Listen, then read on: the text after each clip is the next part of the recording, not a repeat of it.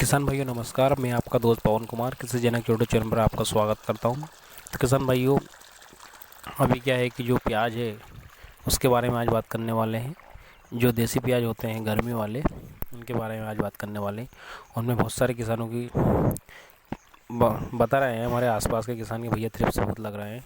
और किसान भाइयों को अभी जो प्याज है वो लगभग 1 से 2 महीने की, किसी के यहाँ 2.5 महीने की, किसी के यहाँ 3 महीने की प्याज हो चुकी है। तो जो प्याज है उनमें थ्रिप्स की समस्या बहुत ज़्यादा आ रही है। तो थ्रिप्स को कंट्रोल कैसे करें और थ्रिप्स कंट्रोल होंगे भी कि नहीं, और अगर थ्रिप्स से अगर प्याज ख़राब हो चुकी है तो उसका ट्रीटमेंट कैसे क्या करें। तो किसान भाइयों, इन सब के बारे में आज बात करेंगे। तो आप बने रहिए चैनल के साथ, वीडियो को पूरा देखिए तो आपको जानकारी सही से मिलेगी। तो किसान भाइयों, जो देसी प्याज रहते हैं उनमें क्या है कि जो गर्मी का जो मौसम आता है उसमें क्या थ्रिप्स बहुत लगते हैं। ये पिछले साल की भी यही बात है और इस टाइम पे भी यही हाल है। पिछले टाइम जो प्याज थे देसी प्याज, उनमें भी पिछले साल भी बहुत थ्रिप्स आए थे और किसान भाइयों ने दवाई का स्प्रे कर करके बहुत ज़्यादा खर्चा कर दिया था, उसके बावजूद भी थ्रिप्स का कंट्रोल नहीं हुआ था। तो किसान भाइयों, मैं एक ऐसा डोज बरतने वाला हूँ और इसके बाद थोड़ा सा क्या है कि हमें समय का ध्यान भी रखना पड़ेगा, किस टाइम पे हमें स्प्रे करना है, और उसके साथ में सिलिकॉन बेस्ड चिप को लेना है और किसानों का नुकसान नहीं हो, इसके लिए हमें जो टाइम है उसका भी ध्यान रखना पड़ेगा। और दवाई कौन सी लेना है, वो कितना मात्रा में लेना है, इसका भी हमें ध्यान रखना पड़ेगा। तो किसान भाइयों, जो अगर थ्रिप्स अगर ज़्यादा है हमारे यहाँ, अगर थ्रिप्स अच्छे से ज़्यादा लग गई है तो हमें उस हिसाब से डोज लेना पड़ेगा, और अगर थ्रिप्स थोड़ी कम है तो हमें उस हिसाब से डोज लेना पड़ेगा। तो किसान भाइयों, अगर थ्रिप्स कम है तो हमें जो दवाई है वो दवाई तो एक ही रहेगी, लेकिन उसकी मात्रा ऊपर नीचे हो सकती है। और बाकी अगर थ्रिप्स अगर ज़्यादा है तो उसके लिए हम आज बात करेंगे, क्योंकि थ्रिप्स कम तो किसी के पास, किसी के खेत में होंगे नहीं। अभी क्या है, थ्रिप्स जो है कि वो ज़्यादा ही लगे हुए हैं।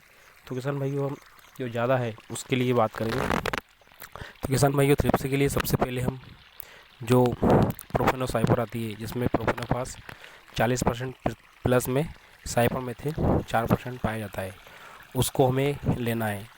वो बहुत ज़रूरी है लेना है, क्योंकि जो प्रोफेनोफास है वो एक प्रकार की ब्रॉड स्पेक्ट्रम इंसेक्टिसाइड है, और जो कि एक जो पौधे जो खेत रहता है और जो खेत में जो हम स्प्रे करते हैं तो उसमें क्या एक प्रकार की गैस भी बनाती है, जिससे क्या है कि जो थ्रिप्स वगैरह रहते हैं ये जल्दी मर जाते हैं। तो प्रोफेनोसाइपर लेना है, और उसी के साथ में हमें जो घरड़ा कंपनी की पॉलिस आती है जिसमें 40% फिप्रोनिल और 40% इमिडाक्लोप्रिड पाया जाता है, उसको लेना है।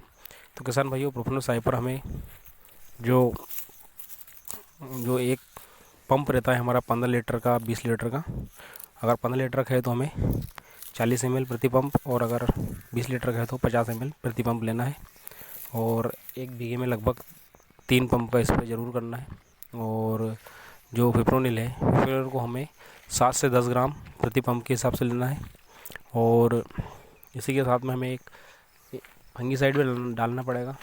तो जो फंगस है, जो कि इससे जो थ्रिप्स हैं इनके कारण जो नुकसान हुआ है, इससे क्या है कि फंगस भी लग जाते हैं। थ्रिप्स अगर ज़्यादा नुकसान कर देते हैं तो फंगस भी लग जाते हैं। तो फंगस के लिए हमें अर्डामा कंपनी का कस्टोडियो लेना पड़ेगा, जिसमें एजेक्सोस्ट्रोबिन और टेबिकनोजोल पाया जाता है।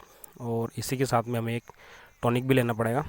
टॉनिक में आप या तो 19-19-19 ले सकते हैं, या इसके अलावा जो टॉनिक आते हैं जैसे कि अमीनो एसिड वगैरह के, जैसे कि सागरी का है, लिक्विड सागरी का है, या फिर बायोविटा है, इन तीनों में से कुछ भी आप ले सकते हैं। अगर आपकी फसल में अगर खाद की कमी है तो आप 19-19 भी ले सकते हैं। और अगर आपने खाद पर्याप्त मात्रा में डाल दिया है, NPK जो भी है, तो अगर वो डाल दिया है तो आपको माइक्रोन्यूट्रिएंट वाला जैसे कि बायोविटा है या फिर सागरी का आपको लेना है। सागरी का ले लीजिए, मैंने भी यही डोज डाला है।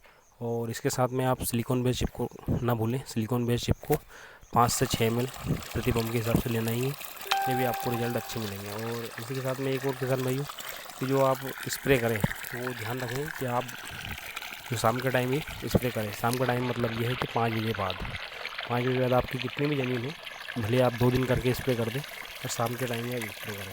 शाम का टाइम स्प्रे करने से क्या रहेगा कि आपको रिजल्ट अच्छे मिलेंगे।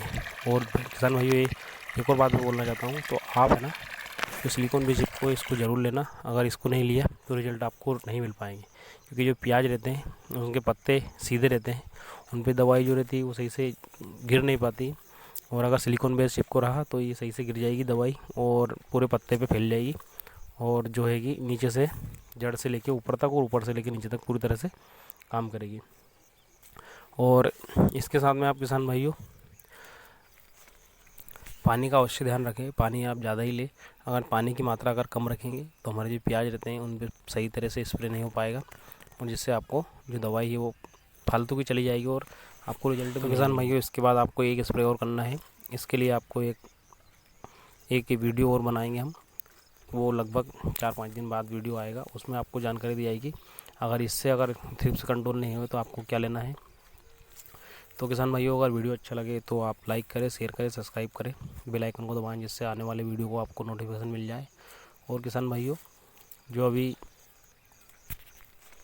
प्याज के रेट चल रहे हैं उसके हिसाब से एक देखा जाए तो अभी आप इससे ज़्यादा कोई खर्चा करने की उम्मीद भी ना रखें, ज़्यादा खर्चा भी नहीं करना चाहिए प्याज में। तो किसान भाइयों जय जवान जय किसान, धन्यवाद वीडियो देखने के लिए।